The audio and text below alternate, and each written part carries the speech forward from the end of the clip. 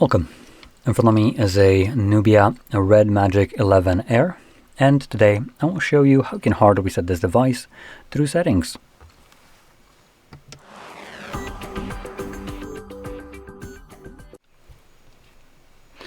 Okay, so I do want to quickly mention I will be starting off by talking about backing up your device in different ways.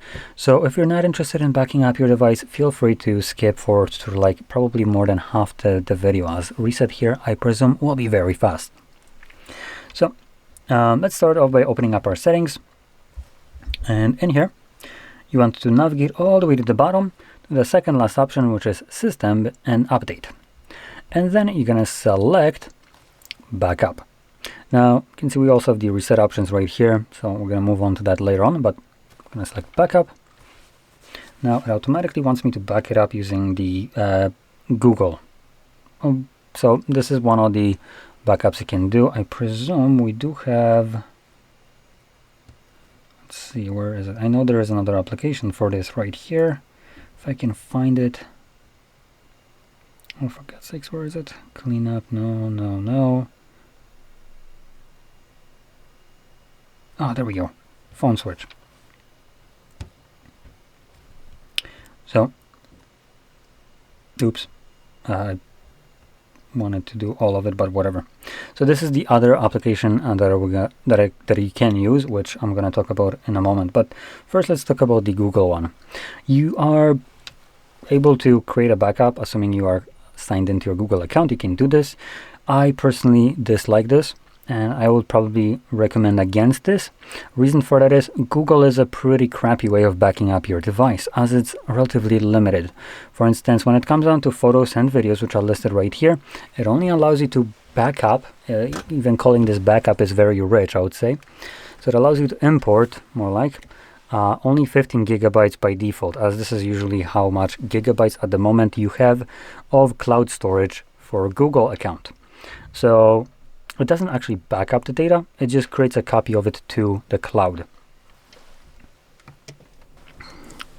So that's just the photos. Now when we move on to other data, for instance something like contacts and other things, contacts I genuinely despise having uploaded to the cloud, as basically sharing someone else's personal data with Google, and it works the same way. It just gives access for Google to it to basically monetize, and because you as a user never see a dime of it, there's no reason to basically utilize this, considering you're literally giving away someone else's personal information, and neither you nor the device sees any kind of monetary benefit, as Google is selling this data.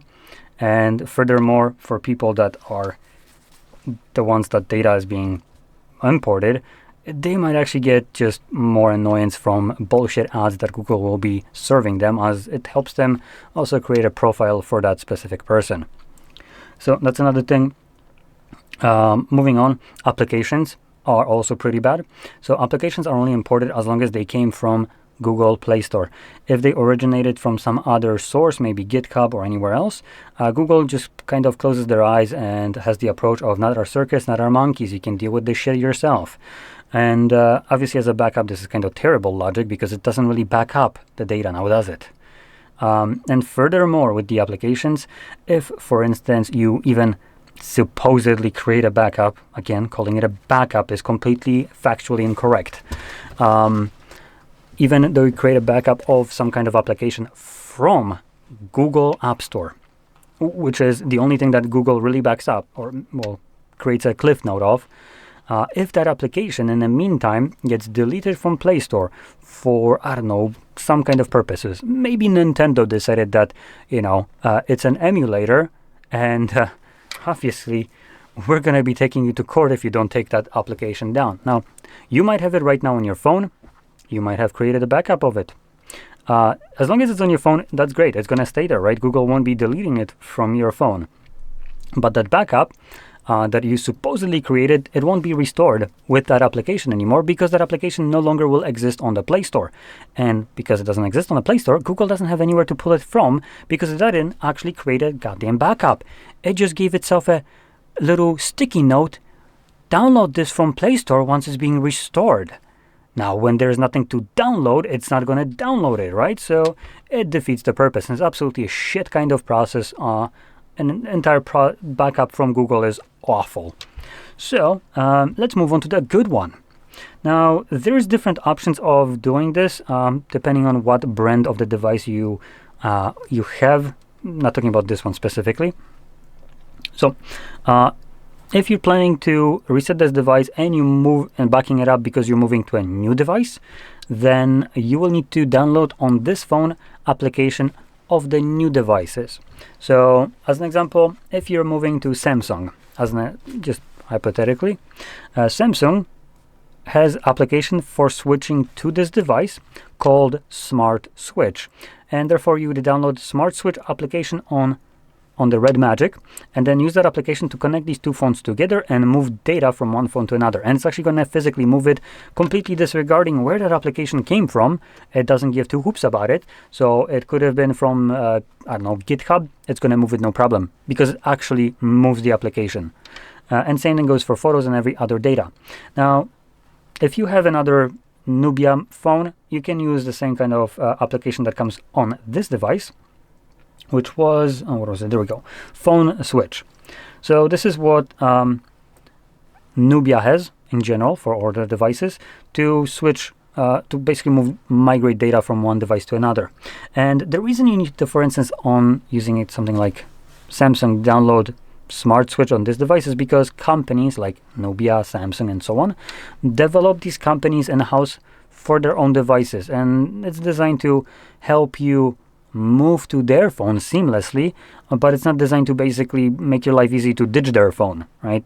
They're not going to be spending resources and money to help you get away from it. It's just to get into it, which is completely reasonable. So for each device, usually you have different version of such an application with a different name. Like I said, Samsung has Smart Switch. Here we have Phone Switch. Xiaomi uses Mi Mover. Oppo, Realme, Vivo, and OnePlus use Clone Phone. Huawei, for instance, uses Phone Clone. So you have several different applications that you can utilize for depending on what the brand is.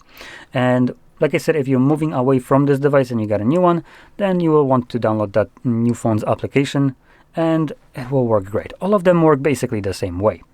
Now, another thing that I can give you, if you're just resetting this device and you're going to come back to it, what you could do is grab your old phone, whatever that would be. Maybe it's a Samsung as well. And again, do the same thing as though you were migrating. So you, again, download Smart Switch on this device, move the data from here to here. And then to get back this data from this device back to here, you just, again, download, in this case, on this phone, this application, Phone Switch. So Samsung, on the Samsung, you download the Phone Switch, and again, then connect this device to this application and move back to it.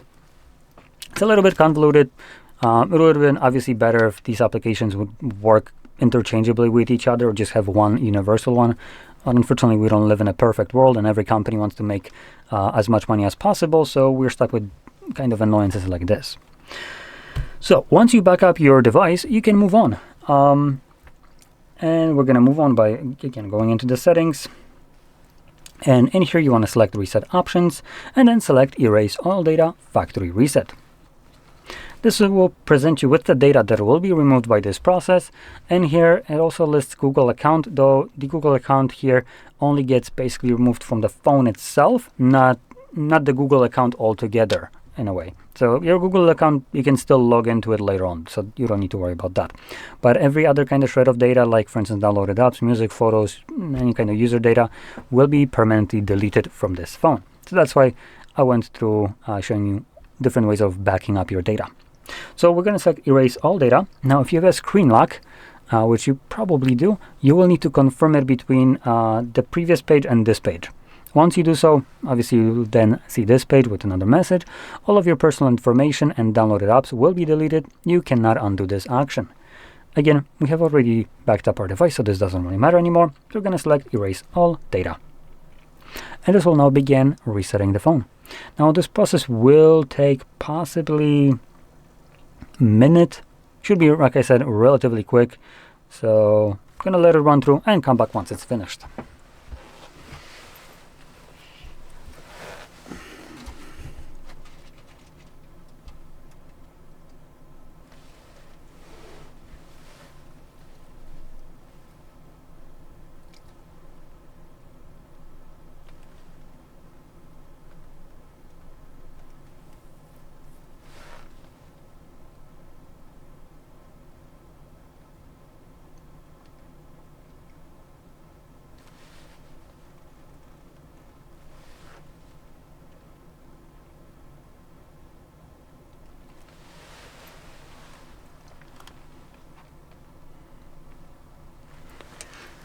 And as you can see, the process is now finished and you can set up your device however you like. So if you found this very helpful, don't forget to hit like, subscribe, and thanks for watching.